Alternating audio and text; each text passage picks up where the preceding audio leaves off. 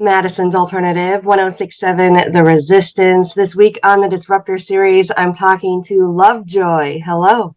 Hey, how's it going?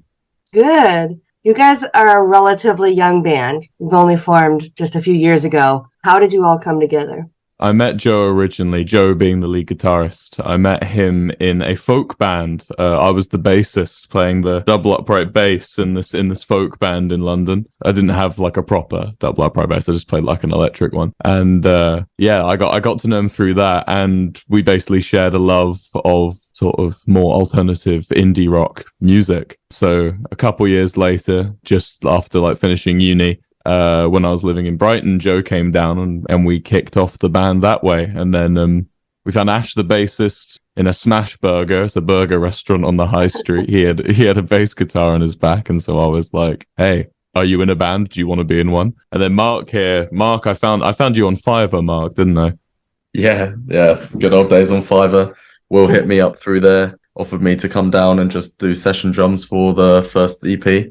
And then instead of paying me, said, "Do you want to just join the band instead?" So I said yes, and here we are. So that really worked out for all of you. It just kind of came together, especially at a time when people weren't necessarily able to come together. You guys found each other. Yeah, Joe actually, due to quarantine rules, actually had to sleep on my sofa. So he didn't leave my house after he came to come and write the original ones. You guys had to become a pod and a band. Yeah, exactly. Yeah.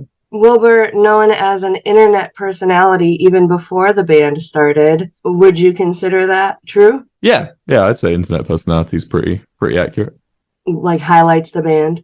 Yeah, I think the way I've always seen it is it's like we've done it a bit backwards. So most bands have to make good music to like have their audience come and listen to them. Ours was the other end. We got the audience, and now we have to make good music to prove to them that we're worthy of it, you know. Now, your Instagram only has 11 posts, so where are fans most likely to find you guys on social media? I don't know. We're not really big on posting on social media much, really. I'd say the best way to find us is just to listen to us, listen to our music, and see what it's saying for you. I mean, Twitter we post sometimes, and on our individual accounts we post. But yeah, I'd say if you want to get to know us, it's through the music for sure. Do you guys have like an email list or anything for people who want to know when the next single or EP is coming out? Absolutely, yeah, we do on our website, which is linked in most of our bios. You guys are about to head out on tour. You're going to be in Milwaukee on May 27th at the Riverside Theater. Are you guys looking forward to touring in the States? Yeah, yes. Cannot wait. It's been a dream come true, honestly, seeing all these tours come through. It's going to be insane. So you guys haven't had a chance to perform live for very long. Forming during the pandemic and everything, you guys kind of had to learn all your songs and in a studio more than on a stage. How has adapting to the live show been for you guys? It's been kind of hard, mainly psychologically more than actually in the performance. And I feel like we've always really had a lot of fun performing together, but we always have a bit of a psychological problem with it. I find we're our own worst critics. And have you created any pre-show rituals yet? No, not yet. Normally it's just lots of pacing. Yeah. and worrying. That's what we do. We pace and we worry. And then we continue that after the show's over too. It's like a post-show ritual as well. We continue to pace and worry after it's finished. You guys have a brand new song, Call Me What You Like. Is it really about your ex-girlfriend's mom's bedroom? In its full entirety. Yeah, start to finish. No, yeah, it's about that little feeling where you don't know where you stand in a relationship, I guess. Was there an inspiration for the song? Yeah. Real life experience? Yeah, there was, yeah. That's all of your songs come from real life experience? Yeah, I like to write from the heart, write what you know, and no one knows my life like me, so I figured I'd be up to that job. Would you ever write songs for someone else? I don't know. I wouldn't rule it out, but it's not something I've ever really thought about. You guys have done covers before, so you're not necessarily afraid of doing someone else's work, but would you ever release a song with a co-writer? Oh, that's a bit of a different one, I think. Like for our covers, at least for We've done 2 privately owned Spiral Galaxy and by Cry. I don't know if I can say his name on radio, but by an artist who I quite like, and Knee Deep at ATP by Los Campesinos. Both of those songs have a lot of meaning to me. I've been listening to them for many, many years, and I feel like, you know, they might not have the same meaning to me that they have for the artist, but they have a deep meaning in my life. So I've always found it quite easy to sing that. I don't know how well I do singing other people's lyrics that are written for me, though. That would be a different one, I think.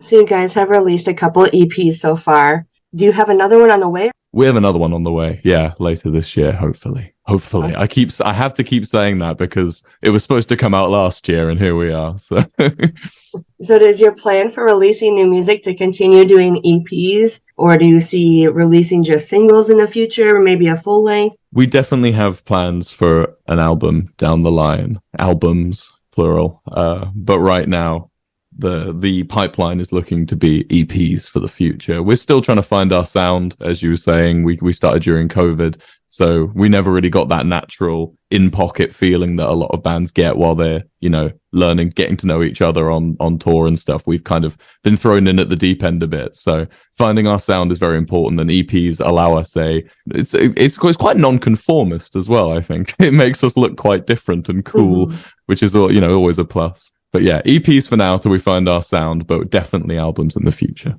Yeah, I like that, how, you know, as you guys are progressing, so each EP is kind of going to be a snapshot of that time in your lives instead of trying to be a snapshot of like an entire year or more than a year. This gives more of an opportunity for us to see you transition and form. It also just cuts out the fat of an album, I find. I want our debut to be something special and big. And I feel like EPs, you really have to cut out the trash from an EP to leave you. Because obviously we've written like plenty of songs. We've easily got enough for a full album, maybe a couple of albums. But they're just not up to standard in our opinion. So EPs allow us to really hone in on what we think are the best examples of our sound right now. Is that a difficult process for you guys? Like, do you guys ever disagree on what songs should be on there and which ones shouldn't? A couple times, yeah. Yeah, it's like I'm very good at killing my darlings, I think is the phrase, of just like chopping out the songs I don't like. But yeah, it does cause, you know, there's always that feeling of, oh god, I've got to go and tell the rest of the band that we should cut this one now and things, you know. Do you have to like vote on it, or do you get final say? We do a vote. Normally we haven't ever really disagreed on the final decision yet. A couple of songs Ash decided we should cut, and after he explained his reasoning, we were all like, yeah, I could see why.